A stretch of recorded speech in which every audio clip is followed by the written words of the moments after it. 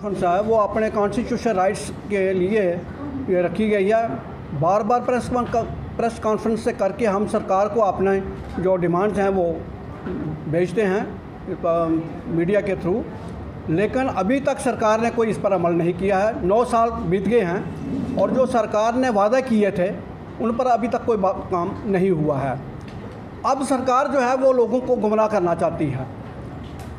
अभी 9 साल के अंदर सरकार ने कोई भी काम पूरे देश में या स्टेट में SC ST OBC के लिए नहीं किया है, लेकिन अब सरकार कहती है कि 9 साल जो हैं बेमिसाल हैं। अब इन बेमिसालों में जो 2 करोड़ नौकरियां हर साल सरकार को देनी चाहिए थी वो नहीं दी हैं।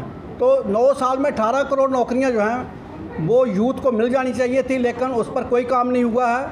अभी जो रेल एक्सीडेंट हुआ उसमें 250 से ज़्यादा लोग मारे गए, उसमें ये पता चला कि 3,03,000 कुछ पोस्टें जो हैं सिर्फ रेलवे में खाली पड़ी हैं। तो ये सरकार सब झूठ बोलती है, काम कुछ नहीं करती है। अभी जो सरकार जो है अभी बैकवर्ड क्लासेस के नाम पर इन्होंने सरकार बनाई थी और ये कहते थे कि 370 हटने के बाद बैकवर्ड क्लासेस को 27% रिजर्वेशन मिलेगी। इसी तरह SC ST के जो कॉन्स्टिट्यूशन राइट बनते हैं, जब 15% सेंटर में है तो यहाँ भी यूटी में भी मिलने चाहिए थे, ST का भी उसी तरह जो है वो उनके हकूक़ मिलने चाहिए थे, लेकिन ऐसा कुछ नहीं हुआ। अभी जो नया ट्रेंड सरकार जो ने बनाया है वो आपको मतलब चुकाने वाला है।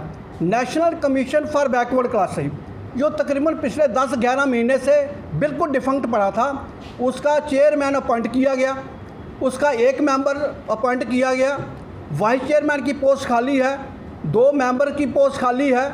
लेकिन इस कमीशन से उस चेयरमैन से ये एक फाइंडिंग्स उन्होंने ले ली गवर्नमेंट ने कि जो नॉन बीजेपी रूलिंग स्टेट्स हैं उसमें इन सरकारों ने OBC को 27% रिजर्वेशन नहीं दी। हम उनको ये पूछना चाहते थे, हमने प्रेस में भी दिया कि जम्मू कश्मीर किसकी स्टेट है? ये बीजेपी से रूलिंग स्टेट नहीं है, इसमें क्या 27% रिजर्वेशन आपने दे दी OBC को? इसको क्यों नहीं किया? जब दूसरी जो बीजेपी रूलिंग स्टेट है उसको क्यों नहीं किया? तो ये एक इन्होंने मुहिम शुरू की है और वो नेशनल प्रेसिडेंट बीजेपी के जो JP नड्डा साहब हैं उनके थ्रू ये काम किया है। हमने तो रिवोल्ट किया है, लेकिन इनकी नहीं है। देखो ये क्या करते हैं। दूसरी बात मैं करना चाहता हूँ, पहले जम्मू कश्मीर स्टेट थी, उस वक्त भी OBC को रिजर्वेशन नहीं थी। अब जम्मू कश्मीर जो है वो यूटी बन गई, अब भी रिजर्वेशन OBC को नहीं है। ये जम्मू कश्मीर का नॉमेनक्लेचर कौन सा नॉमेनक्लेचर है वो सरकार बताए कि जिसके तहत वो OBC को, SC को, ST को आर्टिकल 370 हट जाने के बाद उनको अधिकार नहीं देते हैं। ये क्या बात है?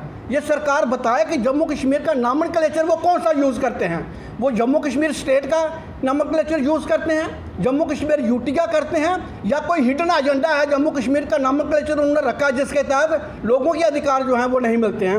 ये एक बात बनानी है। BC के लोग हों या SC के लोग हों, जो ST के लोग हों, हमें 2 पर्सनैलिटी जो हैं उनके साथ खड़ा रहना चाहिए। नंबर 1 जो डॉक्टर भीमराव अम्बेडकर हैं, जिन्होंने इस देश का कॉन्स्टिट्यूशन लिखा, जिन्होंने इस देश के जो गुलामी सदियों से गुलाम लोग थे उनको आज़ाद कराया। एक तो हमारे समाज के लोगों को मैं अपील करूंगा कि वो डॉक्टर अम्बेडकर के साथ खड़े रहें, और OBC के लोगों को ये मैं अपील करूंगा कि आपको farmer prime minister VP Singh के साथ रहना चाहिए, क्योंकि उन्होंने 27% रिजर्वेशन का जो प्रोविज़न आर्टिकल 340 के तहत रखा था उन्होंने उसको पूरा करने की कोशिश की। जो आज तक जम्मू कश्मीर में या 370 के नाम पर लूटते रहे, अब 370 की एब्रोगेशन के नाम पर लूटते रहे। मुझे तो नहीं लगता है कि हम सरकार से कोई अपील करेंगे तो उसका कोई रिजल्ट निकलेगा। हमें उम्मीद थी कि होम मिनिस्टर जी परसों इधर आए थे, हमें उम्मीद थी कि ये कोई अनाउंसमेंट करके जाएंगे, लेकिन कुछ नहीं बोले हैं। राजनाथ सिंह अभी आए हैं, ये वही राजनाथ सिंह जी हैं जो 2019 के इलेक्शन से पहले इन्होंने OBC की सेंसस की बात की थी, आर्डर निकाला था कि जब सेंसस होगी हम OBC का कॉलम अलग होगा, और इलेक्शन जीतने के बाद वो कॉलम जो है विड्रा कर ली। क्या हमें कोई उम्मीद नहीं है राजनाथ सिंह से कि ये करेंगे। मैं तो सिर्फ OBC के और SC ST लोगों से अपील करूंगा कि वो इकट्ठे होकर आने वाली जो 2024 की इलेक्शन है इसको अपने वोट का सही इस्तेमाल करके इसका जवाब दें। जय भीम, जय भारत।